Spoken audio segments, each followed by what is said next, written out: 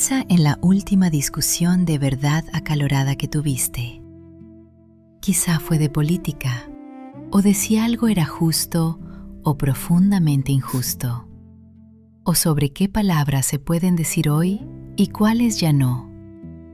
Puede incluso que alguna noche a solas te preguntaras para qué sirve todo esto que haces día tras día. Y aquí está lo interesante. En cada una de esas discusiones, sin ponerle nombre, estabas pisando un problema filosófico. Problemas que no viven solo en los libros antiguos, sino en tu conversación de ayer. A lo largo de este recorrido, hemos abierto los grandes problemas de la filosofía: el ser, el conocer, el hombre, el mundo, la belleza, lo absoluto. Pero la filosofía no se queda ahí. Hay otros problemas, más particulares, algunos más nuevos, que atraviesan a los anteriores y que hoy se han vuelto urgentes, y no caben en un solo capítulo. El género, la bioética, la ecología, la inteligencia artificial. La lista no deja de crecer. Así que hoy nos asomamos a algunos de ellos, 6, que se meten directo en tu vida: el lenguaje, el sentido, la historia, la religión, lo político y el derecho. Pero antes, un giro que conviene tener presente.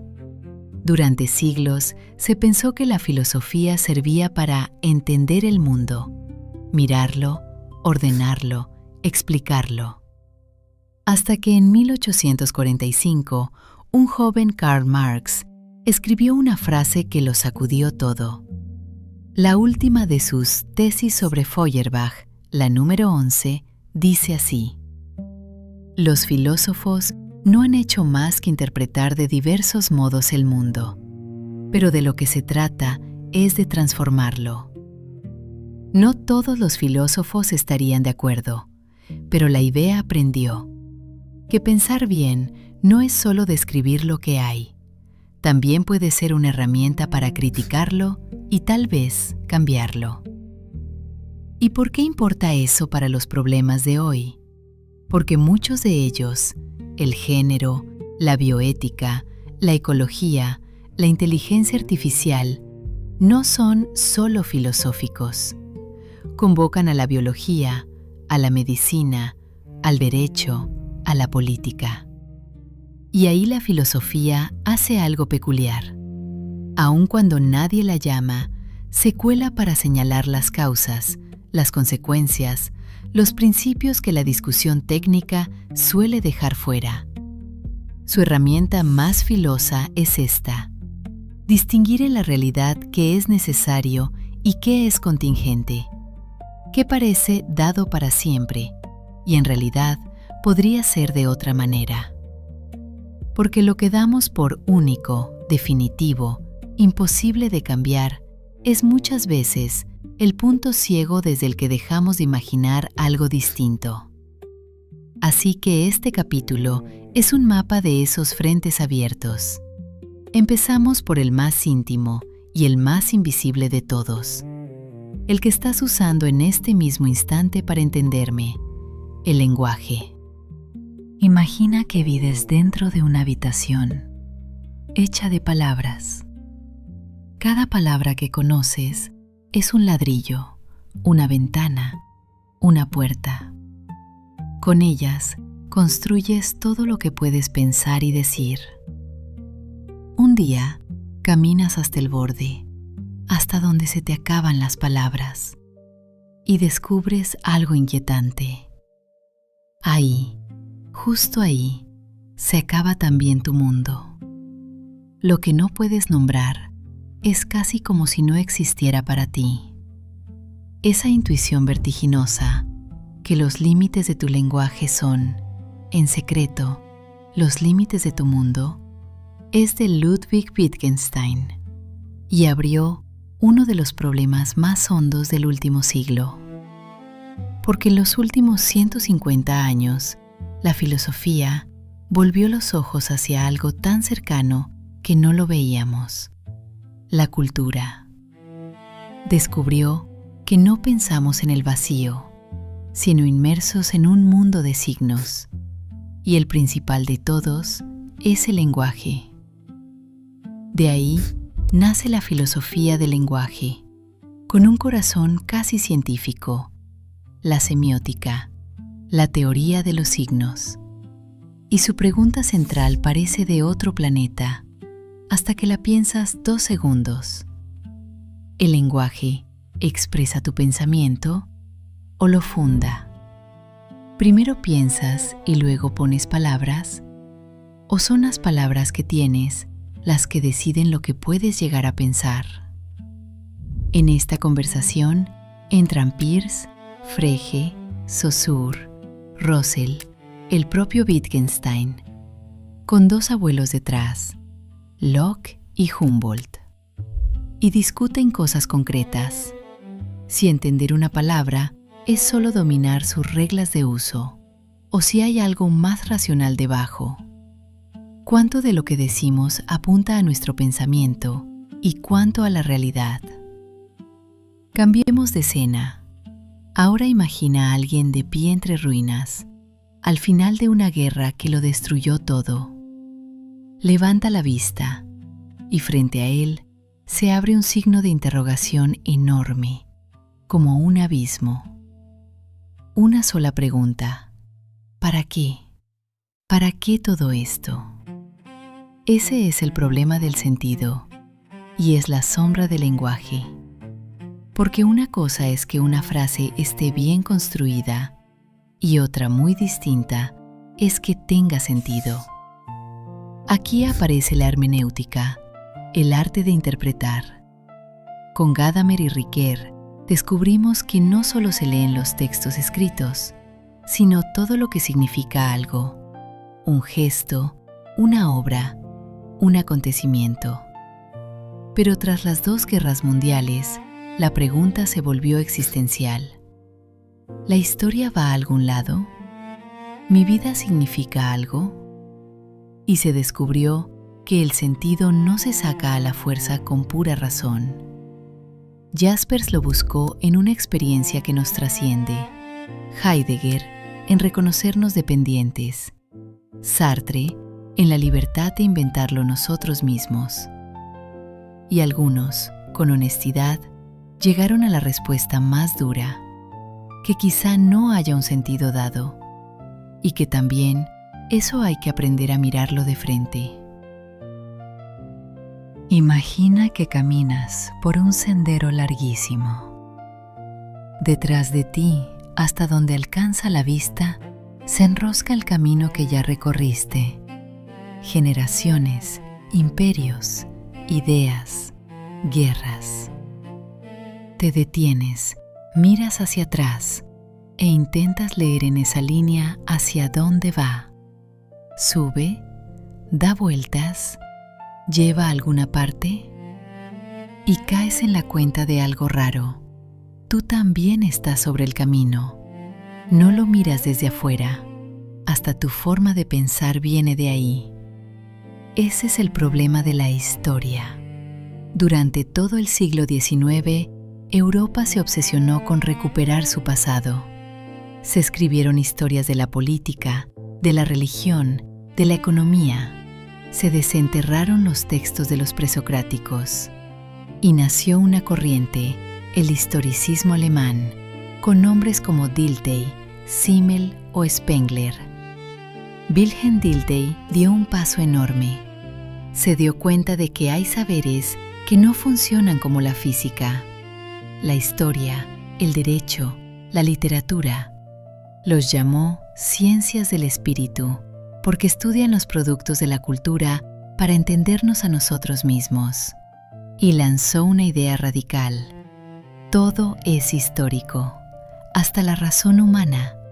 No pensamos desde ningún lugar, pensamos desde una época.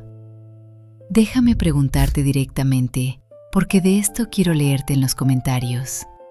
Cuando miras tu propia vida, ¿ves una historia que va hacia algún sitio con un hilo?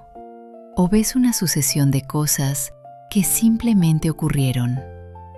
No hay respuesta fácil, pero lo que respondas cambia cómo vives lo que viene.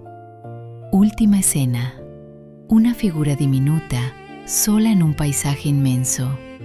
No hay templo, no hay libro.